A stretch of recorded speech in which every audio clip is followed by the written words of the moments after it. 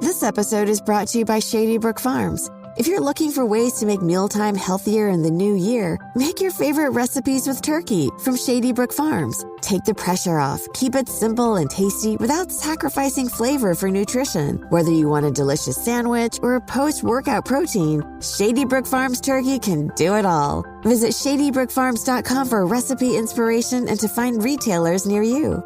Shady Brook Farms. Eat what you love. Start your wellness journey at Whole Foods Market, where it's Jumpstart January through the 16th. Stock up on supplements with some of the year's biggest savings. Plus, save on air-chilled organic boneless skinless chicken breast, organic Honeycrisp apples, organic large Hass avocados, and more. And since Whole Foods Market is the only certified organic national grocer, it's easy to make them your wellness destination. Jumpstart your January now at Whole Foods Market. This is Optimal Living Daily, episode 3040. Is flexible thinking the key to a happy life?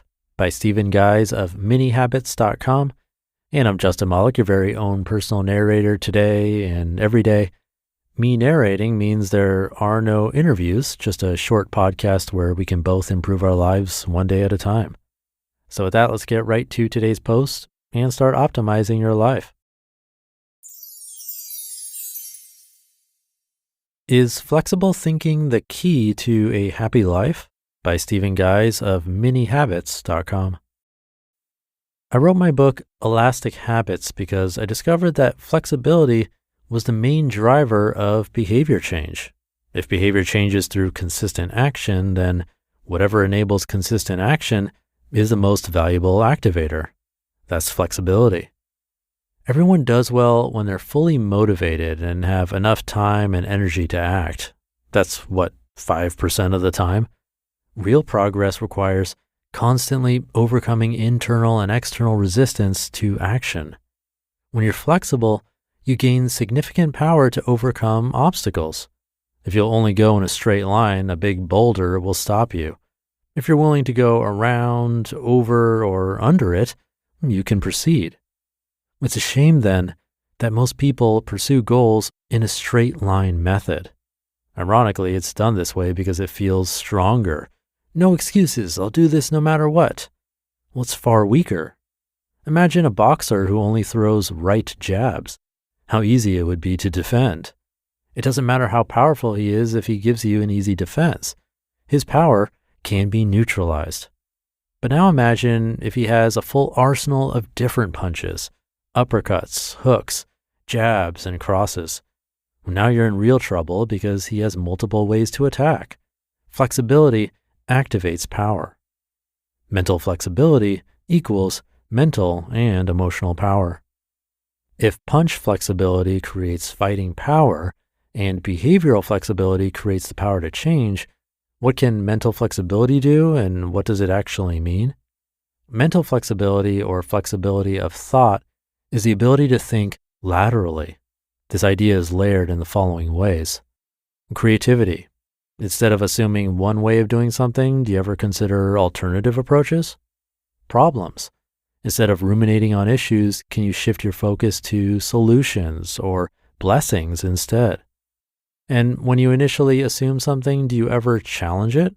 And if so, how quickly? Mental flexibility's main purpose is to prevent you from feeling stuck.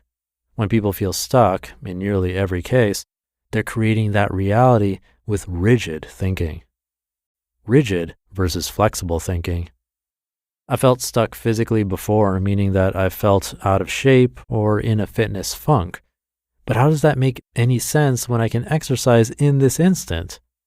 I make it reality when I let rigid thinking loop endlessly. I don't feel like lifting weights. I'm in a funk. I haven't worked out yet. That confirms I'm in a funk. I don't feel like working out, etc. Can you see how rigid thinking feeds on itself? Whatever rigid negative thought you have will generally compound unless you challenge it. Which of those in that list do you think is the root of the problem? Well, it's the second one. I'm in a funk. While this thought may seem innocent and merely observatory, it's loaded with dreadful implications. First, it implies finality. A person in a funk can't do much, can they? Thus, thinking you're in a funk is like saying, I'm thirsty, so I guess I can't drink water. This is a common and harmful thought pattern. When you have a negative feeling, it does not have to result in any certain thought or action. In other words, the admission of a feeling is not a contract. Mental flexibility allows us to escape these harmful thought patterns. And here's how it's different. I don't feel like lifting weights. Well, I could go for a short walk instead. It's a flexible idea, positive emotional shift. And, well, that felt good. A short walk might not be the type of progress you envisioned initially, but look at how positive this sequence is compared to the rigid thinker. And it matters even more for the next instance. The next time you have the idea to lift weights, think of the difference. With rigid thinking, you'd remember where you left off. Oh, right, I've been in a funk. And you'll likely continue to feel that way, feeding the thoughts and emotions that enable it. With flexible thinking, however, you'll remember your last attempt as a pivot to success. Thinking patterns and emotional health.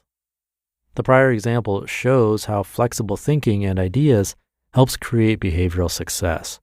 But it's much more than that. It's absolutely essential to your emotional health to be able to shift your thoughts and behavior when necessary. Emotions are cyclical, just like thought patterns, and they feed each other. Thus, the flexible thinker is able to catch the beginnings of a negative cycle before it gets bad. It's amazing to think that a rigid thinker can turn one bad day or event into a bad week, month, or life. And that sounds absurd, but think about what rigid thinking is and does. By its nature, it doesn't change. It embeds itself deeper and deeper into your habits and psyche.